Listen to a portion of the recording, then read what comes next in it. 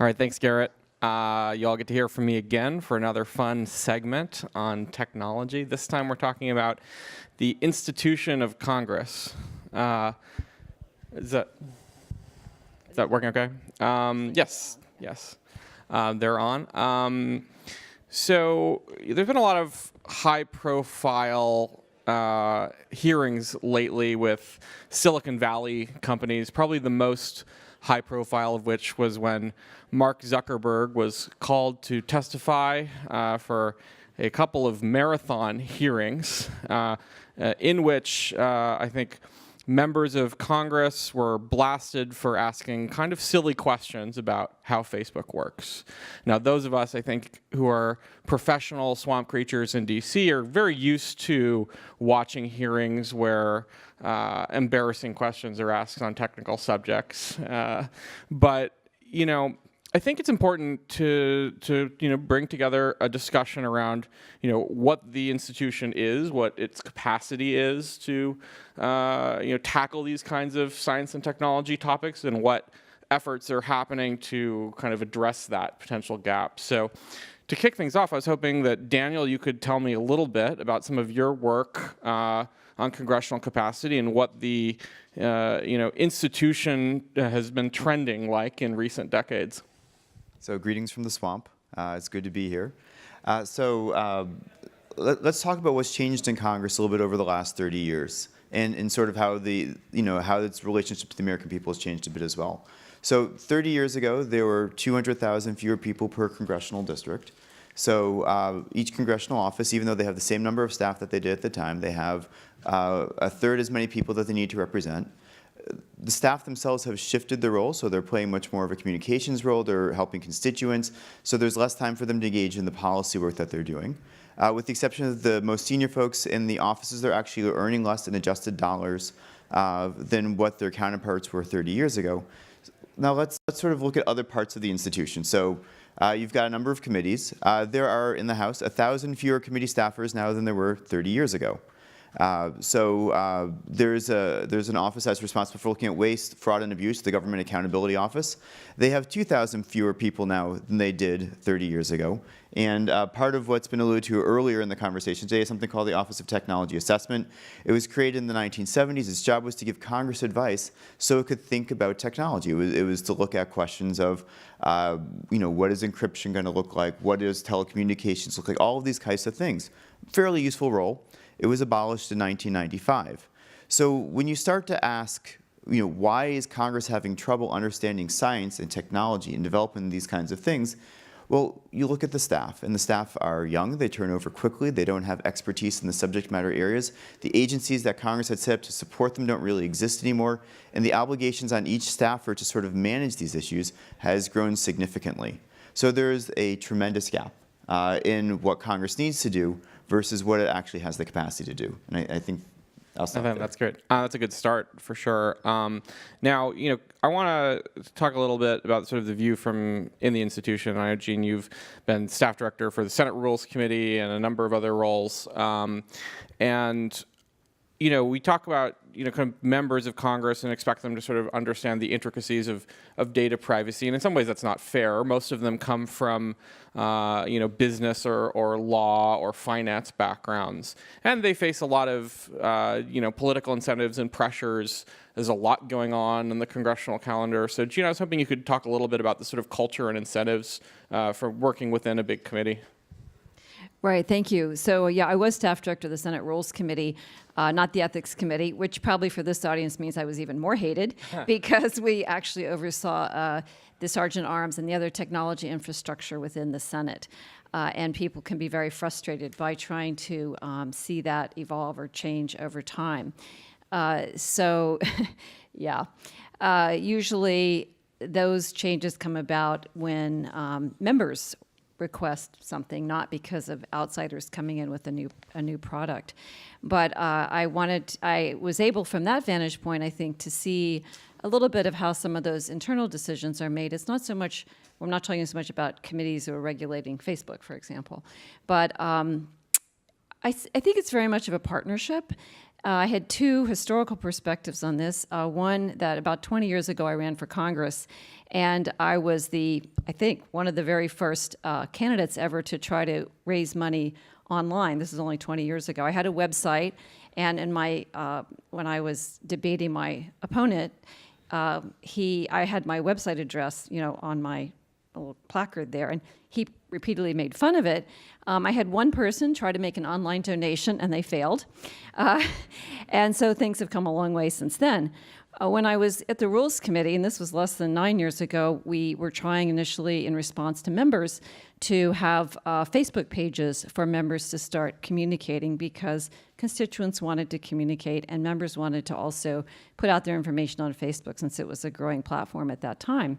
And Facebook, I'm just talking here about how quickly things evolved to go to the exponential versus the incremental comparison that Adam made. I think Facebook had 2 people in DC, and what I saw, they probably couldn't believe how backward, and uninnovative Congress was, but we were very shocked by their lack of political astuteness. They couldn't understand why members of Congress wouldn't just want a regular Facebook page where an algorithm, which was pretty crude at that time, would pop up advertising in response to content that the member put out. And members are worried about things like, so I co-sponsor an anti-sex trafficking bill, and what kind of ads might pop up in line with that? Could be very embarrassing to me in front of my constituents. So we did, over 2 very painful years with Facebook, I think, develop a partnership, a very, at that point, embryonic partnership of trying to explain the different cultures, the political concerns and electoral incentives of members versus the advantages of the innovation that they wanted to take advantage of, but it had to be in terms that were acceptable to them. And we did eventually create something which still exists, which are Facebook pages specifically for members of Congress which do not have advertising on them. So I think that, to me, that illustrates how, at this moment, where both Congress and the technology world have evolved, that there's still a need to bridge this gap between the political understanding of what the incentives are for members, and members need to better understand the advantages and the benefits of technology, as well as the potential perils that they perceive, primarily to their constituents or to themselves as candidates and politicians. Thank you. Now, Travis, you've also worked on the Hill and started TechCongress, a very interesting nonprofit fellowship program. I'm hoping you can tell us the backstory for what got you into bringing technologists into Congress. Yeah, sure. So anyone here, 2012, 2013, work on CISPA, the Cybersecurity Intelligence? Okay, great. So I was, at the time, working as, on the Hill. I was legislative director for a member from Los Angeles. And the key provision there, that controversial provision, was giving companies liability protection if they shared PII, personally identifiable information of their users, with the government on a cybersecurity threat. They had to make a good faith attempt to anonymize the data. I was sitting there saying to myself, okay, what the heck is PII? For anybody in this room, that's probably a pretty basic question. But what's PII? What's data anonymization? These were things that were very hard for me. And I was searching for someone in the building that could explain these things to me. There wasn't anybody in the building that had any formal technical training that could break this stuff down for me. So I ended up going outside the building to a tech company. And depending on how you feel about that company and their positions on that issue, maybe that's a good thing, maybe that's a bad thing. But I felt deeply troubled about the fact that I couldn't find good expertise within the building. Now, by contrast, when I had questions on healthcare matters, I didn't have to look far. We had a constituent who was just turned 19, disabled, on Medicaid. He'd lost his eligibility, and we were trying to figure out what the heck happened. And I could walk 3 doors down the hallway, and Harry was sitting in our health subcommittee. And he was a doctor. He immediately knew what was going on, and that's because he'd been a practicing physician for 20 years. And he was there through the Robert Wood Johnson Health Policy Fellowship. So these competing challenges, I sort of said, why don't we have technical experts in Congress? I worked for Representative Waxman. We had the Committee of Jurisdiction. We had doctors on the health subcommittee, but no technologists on the commerce subcommittee or on the communications and technology subcommittee. This seemed to me like a pretty big challenge. So, we started TechCongress, and we're in our 3rd year, going on our 4th. We've got one of our fellows here in the back. James, you can raise your hand, working for Senator Paul. And I think we can talk more about the lessons learned, but to piggyback on Gene's comments and Michael Kratsios' comments earlier, there's a huge opportunity to partner, and there's a massive knowledge gap, and when we can put the right people in the right seats on the Hill, they can have a tremendous impact. Yeah, I would like to add to that from my current seat, which is at the William and Flora Hewlett Foundation. I work in our democracy program. We also, though, have a cybersecurity policy program. And I do interact quite a bit with members of Congress, both in private settings and public ones. And recently, because of our interests at Hewlett in our main focus in the democracy program is on strengthening the institution of Congress. And one of the main areas is strengthening its capacity and its knowledge, particularly in areas that are underserved, like that one that you addressed with the TechCongress, which is a fabulous program, and thank you. And thank you, Daniel, for what you do, particularly on the inside work that people don't see that's really made a big difference. So we try to support programs that build capacity within Congress in order to strengthen it as a key democratic institution.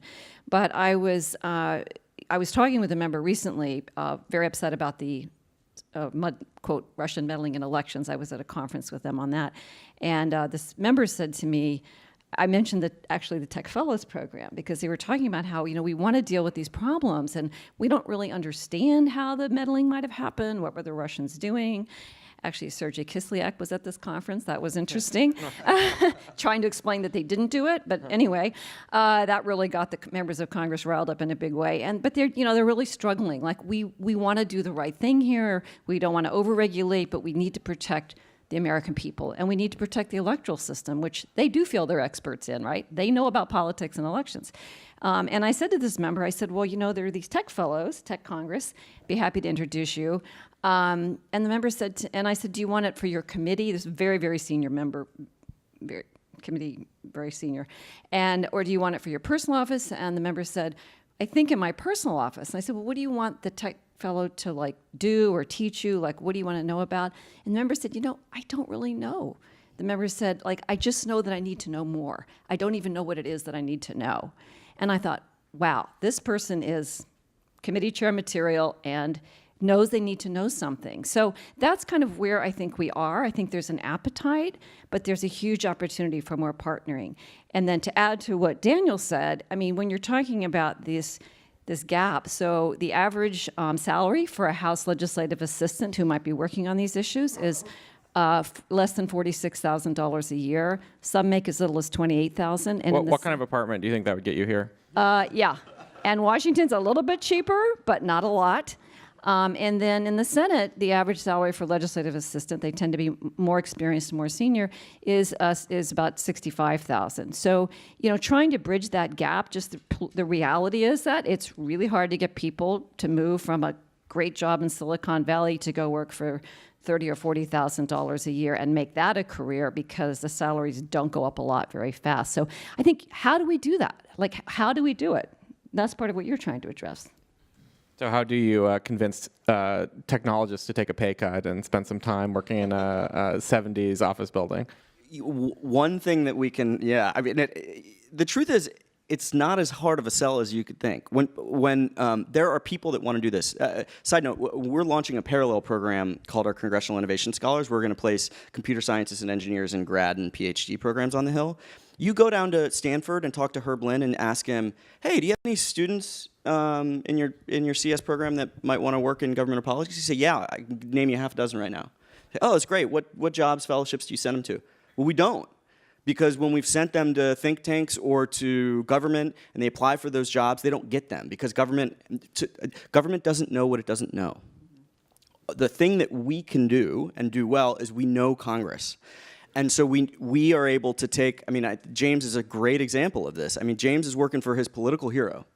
And we can take James, and James can talk about whether our training's good or not. But we have a 3-week training at the beginning.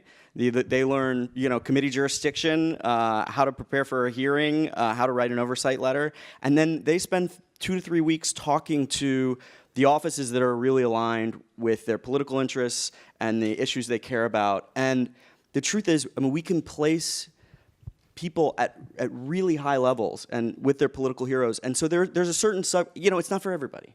It's probably not for 95% of people, but there are 5% of people that really want to take a tour of duty and do some public interest work.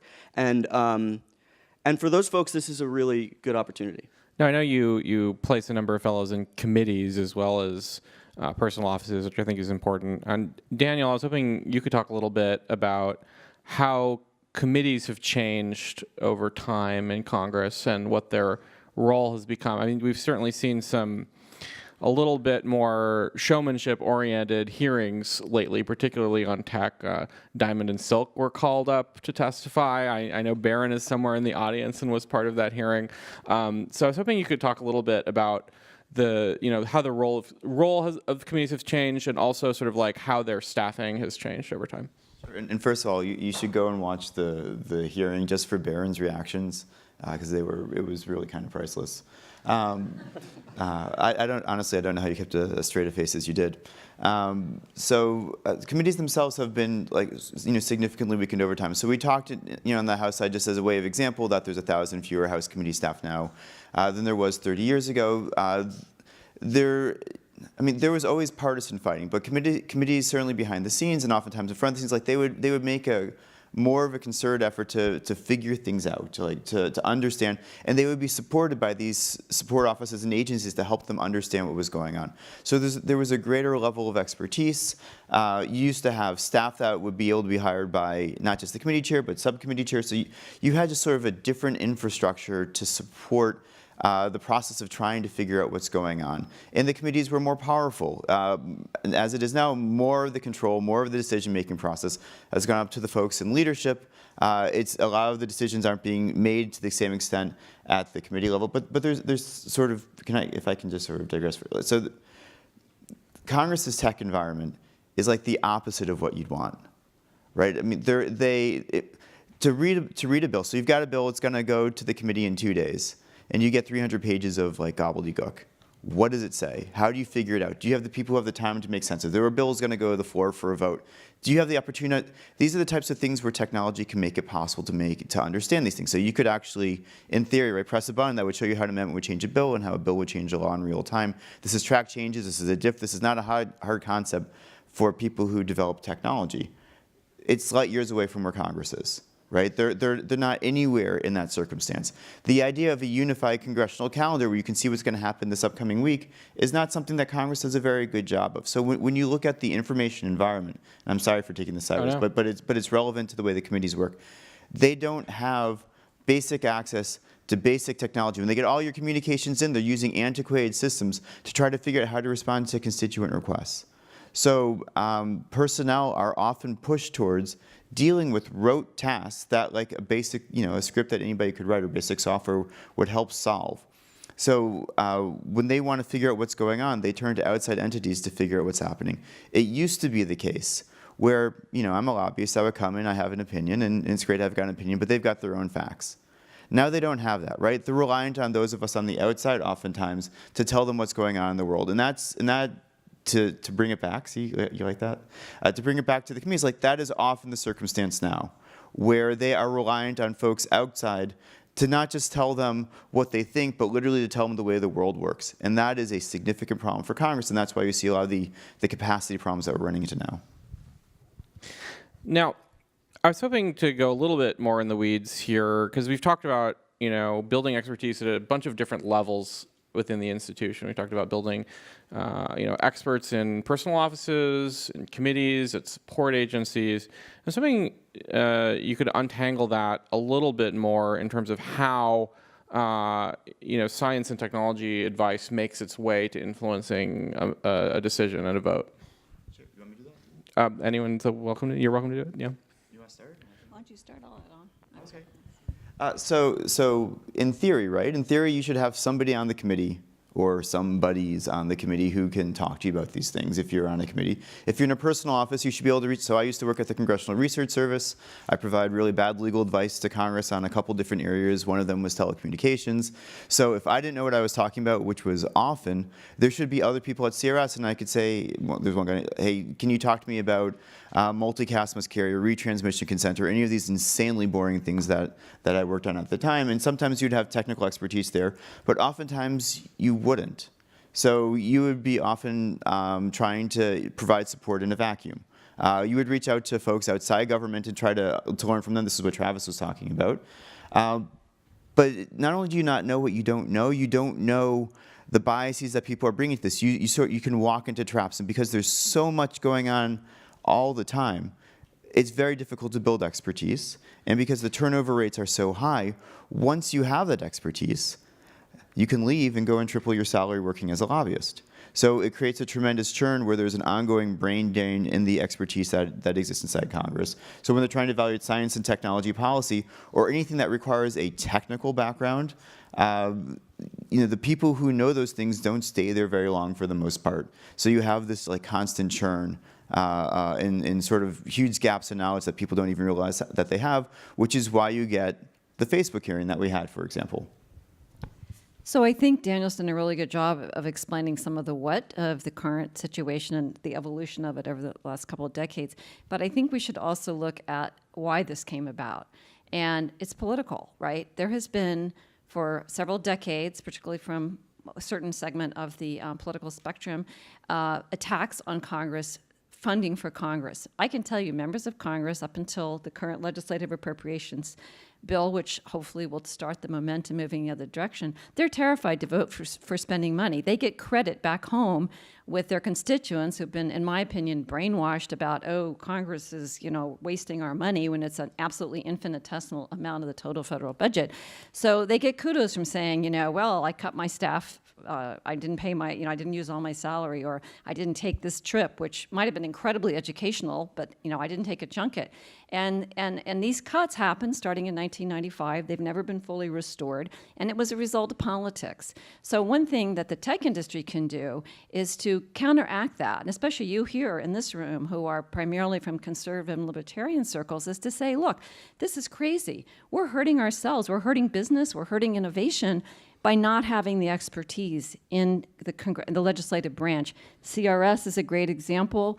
GAO is going to get some, the OTA, and in personal and committee offices. There are a lot of places that it needs to be embedded. And people don't make careers there. They can go as a tech fellow, but are they going to stay and make it a career? You need people to stay long term. But it started with the political opposition to the idea that Congress is a mess, Congress shouldn't spend money on itself, and politicians getting credit back home for not investing in the first branch of government that we need to make this world and society better for all of us.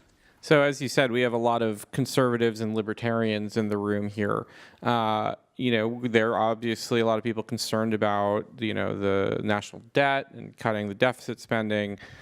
Why should they spend more money on government? Why does it make sense to sort of expand the legislative branch and its capacity? So actually, I'd love to. Bang for the buck, yeah. right? So first of all, we're not spending more money on government. We're spending more money on Congress, right? And there's a big difference. So the federal government, $4.5 trillion a year, somewhere in that ballpark, 4 to 5, depending on how you count. Congress is $4.5 billion, but that's not what we spend on legislating. That's what we spend on the Capitol Police and the Library of Congress and all these other. When you get to congressional staff, you're looking in the ballpark, it's about 15 to 20,000 staff. It's about $100 million a year, somewhere in that ballpark. So when it comes to what the government spends, it's a rounding error, right? It's not a lot of money. It's not like nothing, right? Like this is a significant amount of funds. But when it comes to what the government does, when they're making decisions, you don't want to have some staff earning $60,000 a year making $1 billion decision about federal spending, right? This is about spending a penny to save a dollar. I used to work a lot with Dr.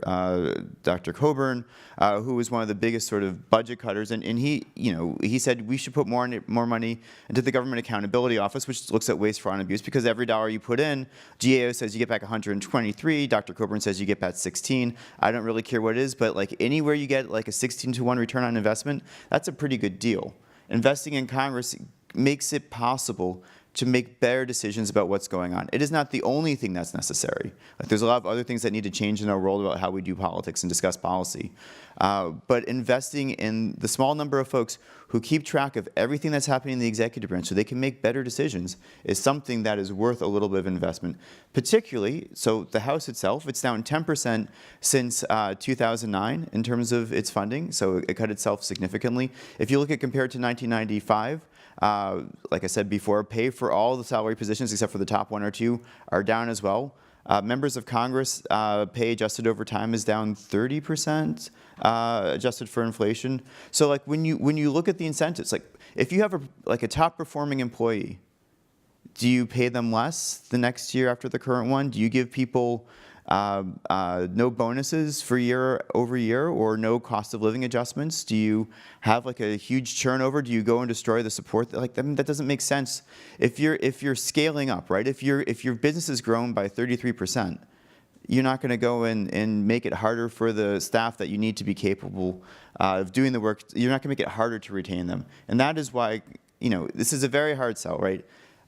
Congress is not a well-beloved institution in a lot of places. But when you go and you make it stupid, which is what we've done, we talk about it as a self-lobotomization, right? It's made itself dumb. The consequences is that you get bad policy decisions, that it intervenes in places that it shouldn't, it abstains from intervening in places that it should, it asks stupid questions, and you get it sort of wandering around in the way that we've been seeing. And we need better. If we don't have better, I mean, you guys can see sort of the path in which we're heading. So. Well, it's also a question of oversight, right, and having the ability to understand the massive administrative state that you're trying to comprehend. Well, Michael was talking before, right? He was talking about, where he wants to invest in the president's budget. Well, the president's budget doesn't mean anything, right? So the president sends a budget to Congress. The first thing they do is they throw it out, right? It's not a relevant document. But what matters is what the appropriations committees do. When they figure out what the priorities are, they take some from the administration, but they largely do what they want. If they don't understand the value of investing in AI, if they don't understand biotechnology, if they don't understand these kinds of things, there's $190 billion in R&D years, federal, this is a congressional process. The executive branch has control over some fair aspects of the details, but Congress needs to understand that if they don't understand it, the investment's not going to be in the right place. So I would answer that question with a couple questions to the audience, which is, who here watched the Facebook hearings?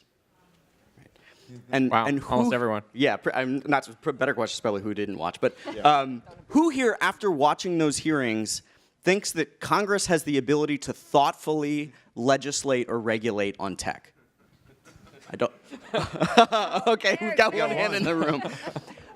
I mean, looking to 2020, does anybody have any doubt that candidates on the right and the left are going to be running very, very strong campaigns against tech? I mean, per Adam's comments earlier, I mean, there is a real. I mean, you want thoughtful people in the building when it comes to thinking about the role of regulation, and there is a real risk of this techno reactive, and so you need smart people in the building, and there's a real opportunity and importance for these bridgers and these translators. That's totally right, Travis and Daniel. And just a little bit more statistics. The other thing is that we've talked about the money and all those incentives, but there's also, I think, a question that everybody should ask, which is also what's the right scale? So right now in a House office, I was a House Chief of Staff not too long ago, and you're limited to 18 full-time employees, which, for 700,000 district, so essentially you have one person who's handling all the legislation. So there's not a lot of expertise there. They literally are getting vote recommendations from leadership. You pretty much vote along partisan lines 95% of the time, unless something affects your district that makes you, vote with the other party. And so even getting, more money and all that, you still have got one person who is basically a traffic cop for all the votes that are happening. So then you move to the committees, which we talked about earlier, and I was committee staff director, hiring and firing, but it's very partisan, as you mentioned. It didn't up and through the 80s, the expertise on committees was generally bipartisan. It served whichever party was in the majority. And that's changed. So you have less money, but you also, each party is replicating its own areas of expertise because they're divided into two majority and minority staff. So effectively, you've lost the ability to invest in people who can serve broadly the committee. And so you have less money and actually sort of less capacity. So there are a lot of in the weeds things like that that could be addressed. But some of it is partisan, some of it's politics, some of it's this institutional lobotomy, and it's very deep. So I think broad support from the industry, from technologists, to say, hey, we need to fix this in order to have the Congress work better on the issues that are important for us and the American people would really go a long way, because members are afraid, as I said before. But it's a lot of really specific, detailed things like that that have been a consequence of the reduction and the public attitudes towards Congress and its staffing capacity. Even in a Senate office, the other thing is, time is the crucial ingredient. And you're not going to have a lot of time to invest in any particular issue unless your boss in a personal office is on that committee, in which case you rely a lot on committee staff or has a personal interest in it. And that's where I think the fellows can come in, because they can take one issue and go deep on it and provide advice, but they're only there for a short period of time. And that's okay. Maybe there's something important happening on that. So there's just a lot of details like that need to be thought through. But all of those, at Hewlett, one of our main focuses on Congress is the capacity building. But another one is oversight that you talked about before. Again, woefully, the tools have been lost. So the techniques of, like, when can you issue a subpoena? How do you handle an oversight investigation over the private sector or over government? The actual skills and tools for doing this have atrophied and actually been lost in a lot of committees. I was talking to a committee staff director recently, and this committee staff director, who had just taken over from the committee, he said, I was absolutely shocked. We had to go mark up our first bill, with this boss coming in. There was not one staff member on this committee, because we'd had so much turnover, that had ever marked up a piece of legislation before, except for me from another committee. I found that really shocking. So this is deep and it's broad and it needs to be addressed. Can I add just two quick things to that I find kind of terrifying? So one, I've been lobbying for about a decade. And before that, I was on the Hill doing this type of work. In one office, I've trained 4 generations of staff on the issues on which I work. I'm an outside lobbyist, right? I should not be training them to do their jobs. The other thing that's kind of scary is, at one point, there was one bill that we were working on that went pretty far, and they said, you're like a member of our team. That's bad, right? I mean, it's good for me. Good for you. Right? I'm happy about, like, I'm there to support them. Like, my work is actually to support the institution, but that is not the case. Like, there are thousands of lobbyists, and their jobs are to work for those who that they're advocating for. If I'm being viewed as part of the team, this is a sign that we have real problems in our democracy. I think it was Daniel Patrick Moynihan, although it was probably like 1 million people who said this. Everyone's entitled to their own opinion, but they're not entitled to their own facts. And that's ultimately what this comes down to, is that we want to have people there who can find their own facts, who can understand what's going on, that they can talk to you and they can talk to me and they can reach their conclusions, but it's based off of some sense of, like, reality, of something that is true in the world, that are people there who, like, understand what's going on. And if you don't have that, what you have is Congress, whose job is to legitimate the political system. You have it simply not working. And when you hear people, as they campaign against Congress and that kind of thing, like, they're campaigning against the thing that they're helping to create by making Congress weak in the first place. So we have to break this cycle, and I think that's what all of us, and I know a number of you as well, are, like, trying to work on to try to address. So I want to move on to a little bit of a different question here, and there's certainly a technical knowledge gap between Silicon Valley and Congress. There's also sort of a culture divide, right? I've worked a lot with different tech companies and VCs and entrepreneurs here who are very frustrated with how Congress works or seems to not work. Part of that is just the nature of our deliberative democratic process, but I think a lot of them are coming from startups where the CEO makes quick decisions and enacts policy, and there's a coherent vision for how it should work. So what are some advantages of having this deliberative democratic process to set policy? Why did the founders set it up that way instead of having a king who can proclaim the way the world is? Anyone who wants to take it? I would the thing that I say is, people out here really think that government needs to be disrupted, and another way of describing disruption of government would be a coup. It was designed.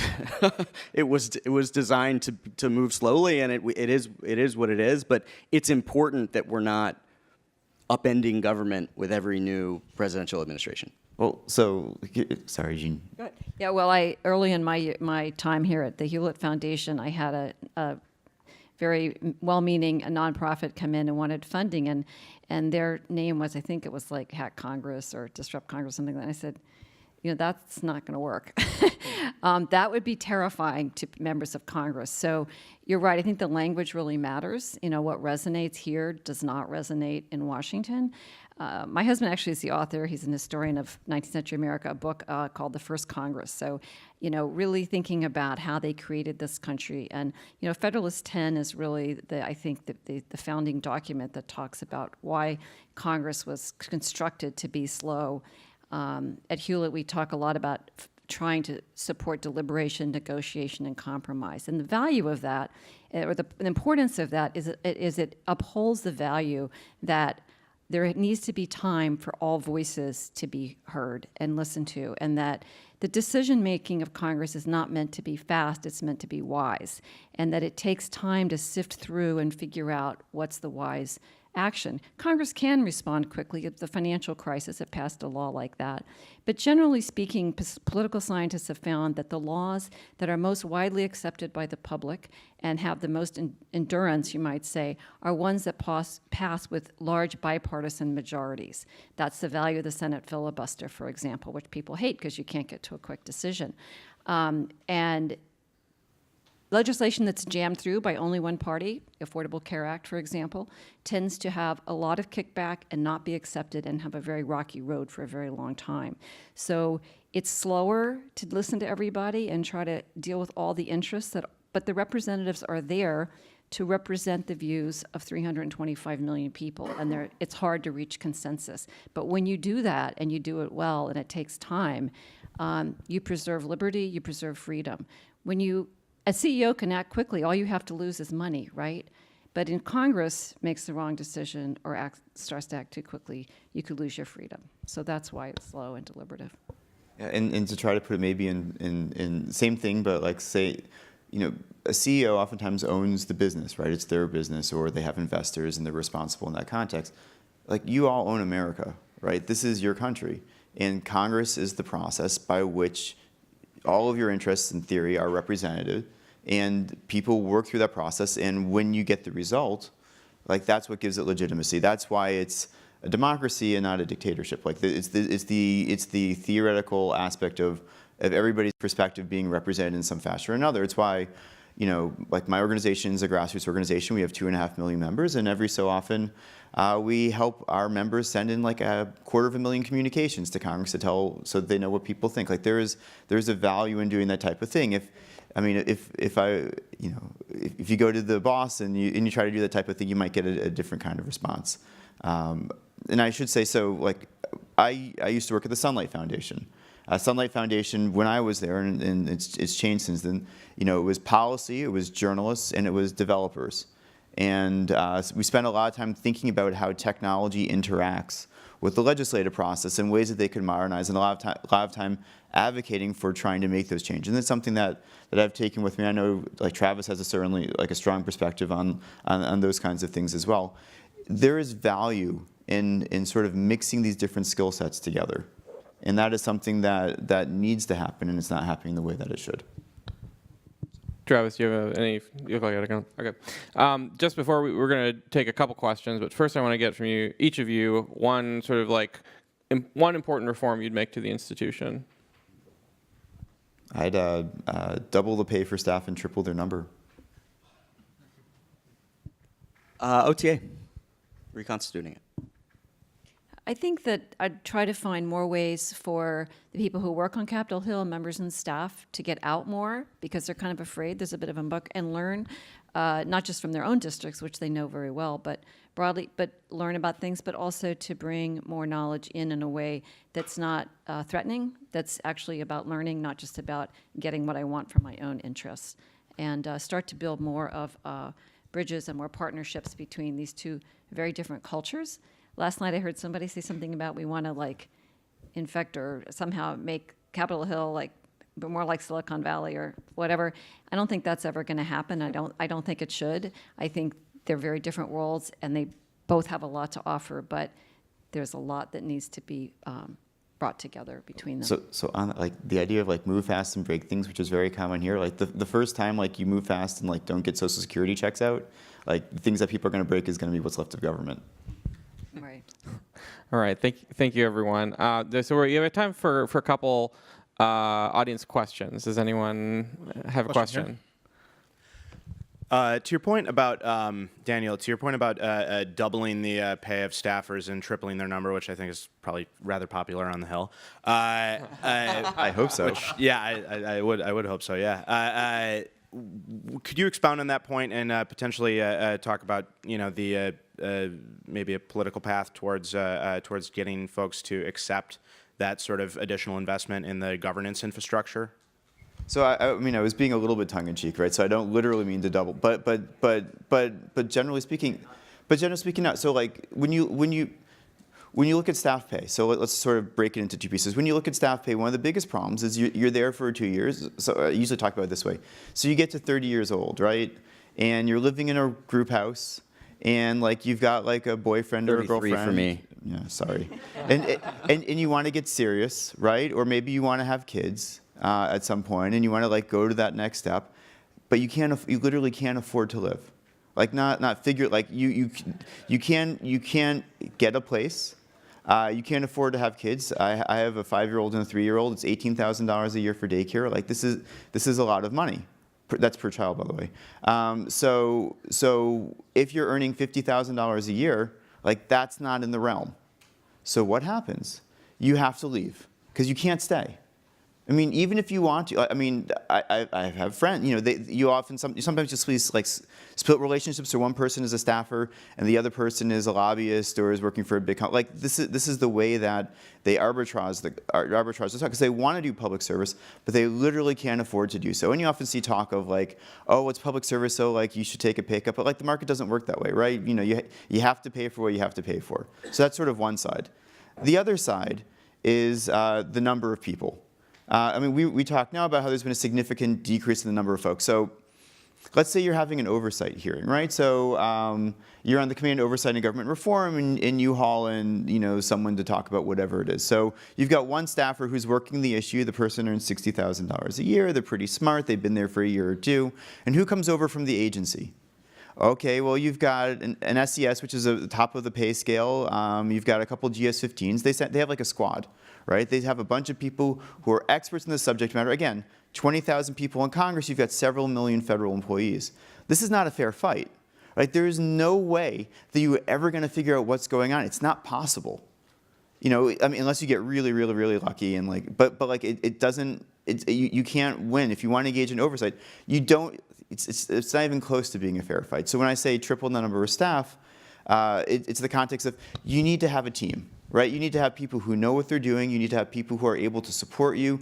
There's so many issues that you're trying to deal with. Like Gene was talking before about the personal office, the number of policy staff that you have. I mean, you can't have one person handling 5 issue areas. It's not like you can do it, but you get really bad results. You need to have people who have time to specialize to grow that expertise. So when I talk about double and triple, like that's the context in which I say that. Political path, I mean, I think my goal at this point is simply get us back to parity at this point. Like that would be good.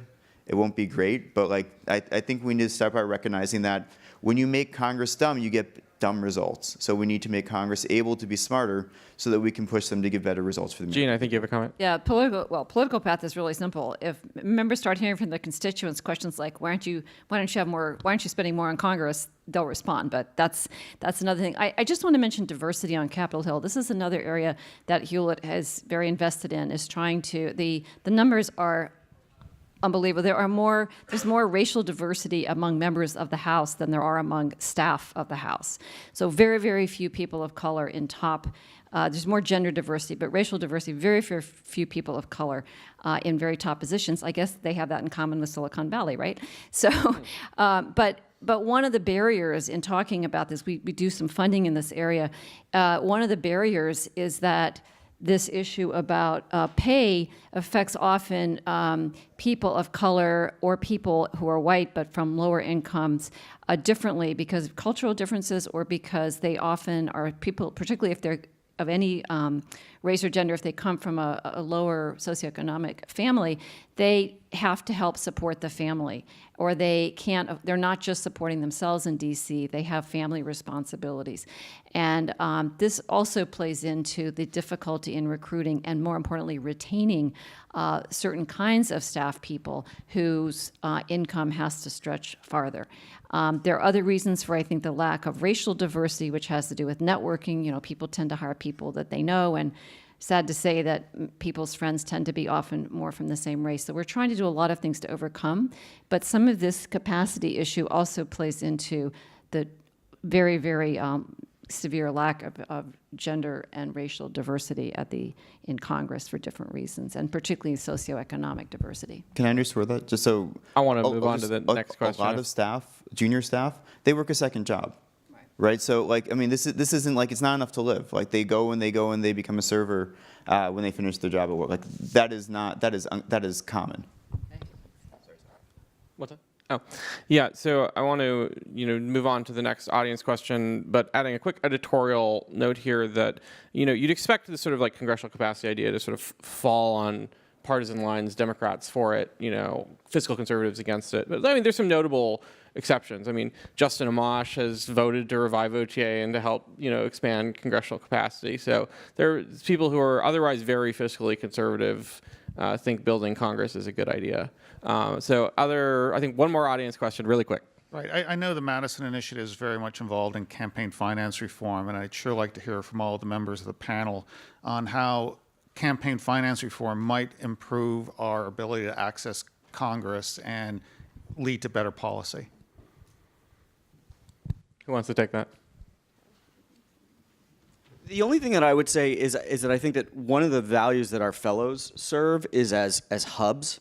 And they're able to serve as hubs for people without a government affairs shop, like a tech company without a government affairs shop, or academics. And I think that gets to the money in politics, which advantages incumbents, and the ability for fellows to come in and bring in their networks and create connectivity between people that know what they're talking about on tech specifically is really, really valuable. I don't know that gets to campaign finance specifically, but the role of money in Washington. So I think technology actually is playing a very significant role here. When both political parties feel that they're kind of in equipoise in terms of the campaign finance system, they're going to come to the table and change it. I mean, in terms of the rules.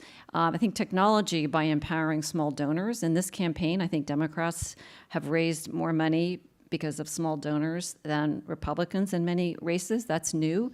The previous paradigm relied on large donors, which tended to favor Republicans in most races.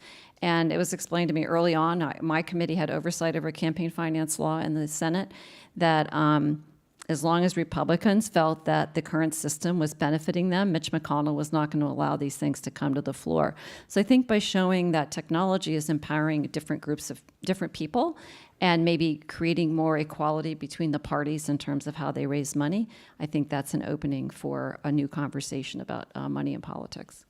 So I think we're about out of time, and I certainly don't want to keep you all from lunch. So I'll kick it back over to Garrett and thank our excellent panel here for a great conversation.